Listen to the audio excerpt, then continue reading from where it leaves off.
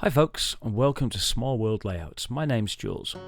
This is build video number 6 for my N-gauge micro layout Underwood Tunnel. This time we're going to be working on the cliff face. Now a slight word about continuity here. I ain't got none. I'm sorry. First up, I'm going to add the cliff face onto the painted plaster bandage from last time. To do this, I make up a mix of plaster of Paris, PVA, black and white paint and water. As you can see, it's all measured very carefully with the "yeah, that'll do" kind of approach.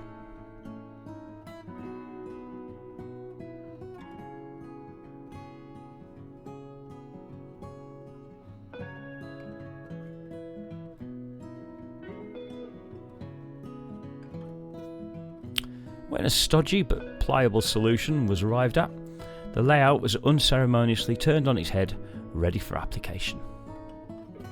Now I was keen to avoid the fingerprints appearing on the cliff face, so I used the handle of the paintbrush, and this gave quite a good strata type effect. Is that a thing? There's really no need to be too particular at this stage in the application, as any you don't like the shape of can always get covered up later in the process.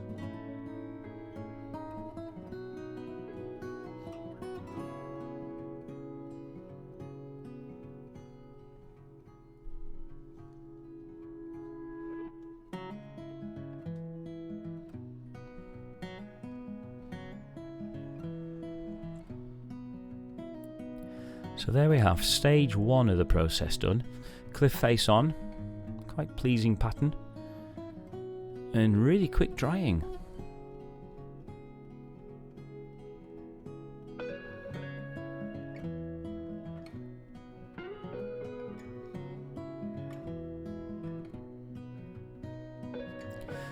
Next job is to paint it. Now I suppose you could do a wash paint effect here, but I like a dry brush process for this.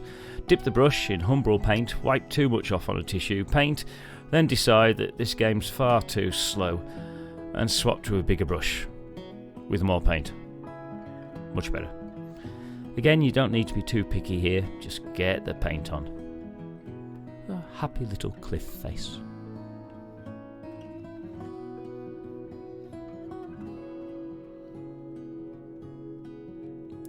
I like to layer the paint up, and thankfully for my impatience, the plaster soaks up the paint pretty quick, so you can kind of get on with it.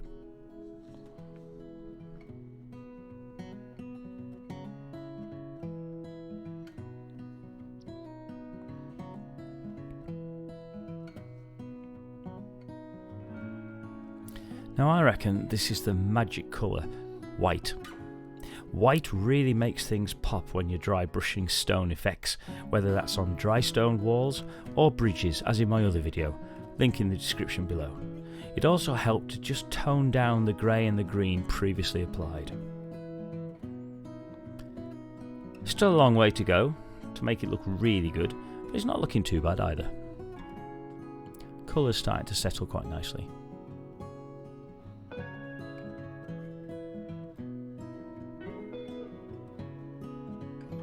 Next in the process was to add the scatter, and this shot kind of reminds me of the chef's kitchens in curry houses down here in the Midlands. Yeah, a little bit of this, a little bit of that, a little bit of this. Once again, the layout was dumped on its back, and PVA was applied to the areas where I wanted the scatter to cover, particularly around the edges of the cliff plaster.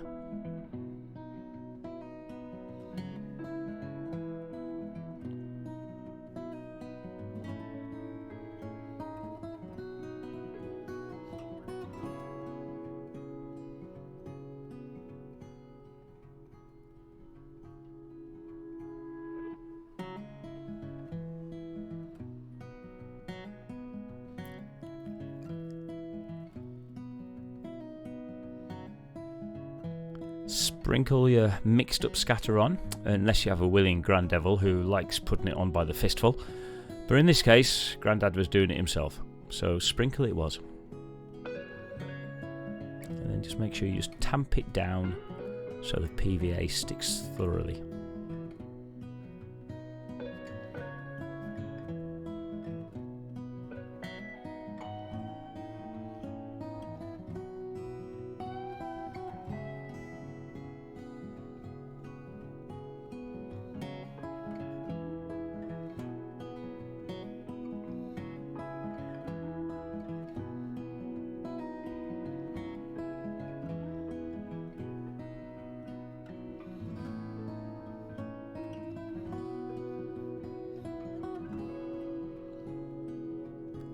Now don't get too concerned at this stage about how it looks. As Shrek likes to say, onions have layers, layouts have layers, you get it? They both have layers. Or I'm sure it's something like that, he says. Now, speaking of the Grand Devil, as we were, he made a reappearance here wanting to help. No problem, son. But like me, best hold your breath here. I promise no children were harmed in the making of this segment. But yes, it was touch and go at some points. Them scissors are sharp. We don't need that small, we need a bigger bit than that. Bigger than that. Just go slowly. Clever boy. Oops. Please don't cut your fingers off. No. What's going on? I left your scissors in the house.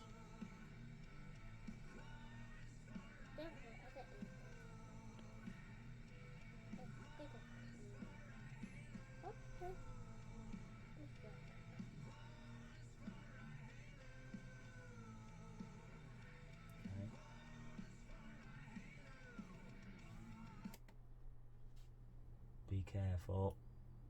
Yeah. Is that enough? Right, okay. Give me those scissors. Thank you very much. We can all breathe now. Right, so we're going to put it on here somewhere. So you're going to put a bit of glue on. Yeah.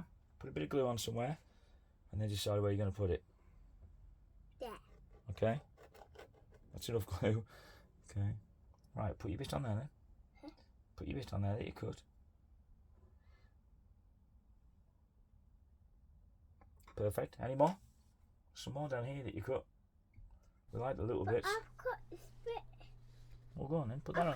Now here I'm using lichen. Oh, you did. I use this sparingly on my layouts as I think it can date the model a little if overused.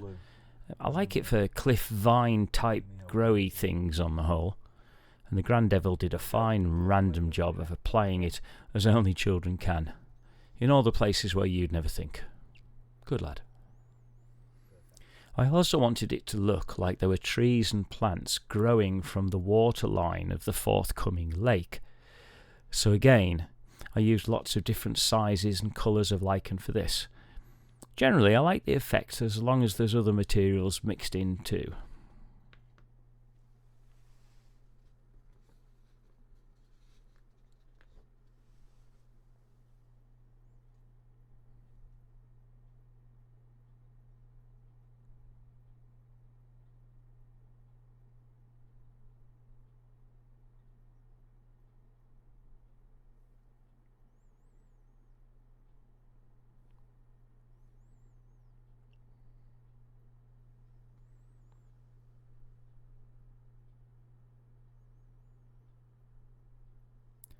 Bit of car driving going on in the background as well.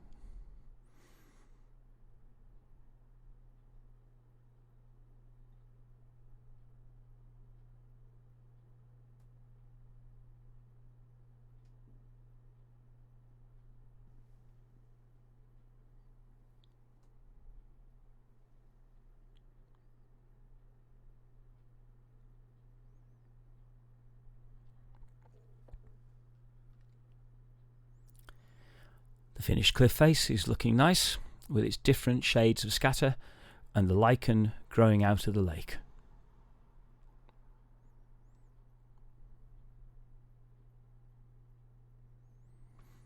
The lichen also helps serve to hide where the tunnel portal joins the layout as well. Can leave a bit of a gap. I don't like those sort of gaps.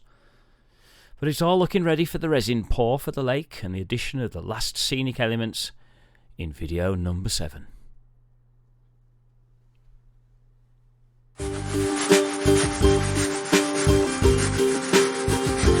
Thanks for watching, and please click like and subscribe to the channel.